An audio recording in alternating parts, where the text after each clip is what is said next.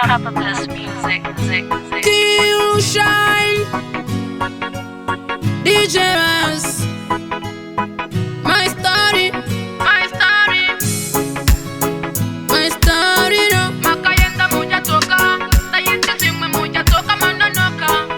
Chimoto, lamirira ai, papa vanuya kupiko. Lamirira ai, apanda ambuya, machuya kupiko. Lamirira, vanuya kupiko. Nagarira, machuya kupiko. Ndarangarira papa vangu vaya, varipofunga zvinhu zvese zvaifaya. Vachindikatirira mota dzemawaya, varipoteti yandaitombokongwaya. Ndikazvikaya misodzi inozara, vakaendepiko iwe vakasofa kudhara. Handina yembe pane vamwe ndongonyara, pavanouya kuhope ndipo pandinofara.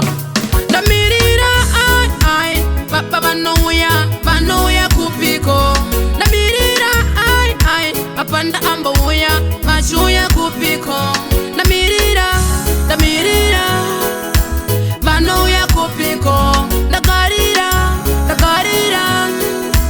machuya kupiko. Makayenda muchatsoka imi, asa kuna kwanja wana mungwanenge imi. Ko mainditi mwana wangu simi, usazotuka wanu vochengetedza rurimi. Ko chikafu mainditengera, yembe mainditengera, utu mainditengera. Panga muripo, ndaiso wana kwekuyemera. Ndikupi kwanja chemera, ndikupi kwanja yemera. Oya, ndamirira ai, papa vanuya kupiko. Ndamirira ai, apanda ambouya, machuya kupiko. Ndamirira, vanuya kupiko. Ndagarira, machuya kupiko. Ndarangarira papa vangu vaya, varipofunga zvinhu zvese zvaifaya.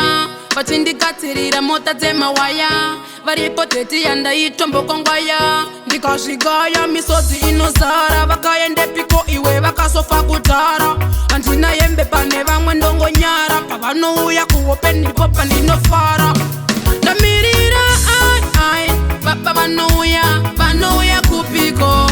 Ndamirira ai, apanda ambouya, machuya kupiko.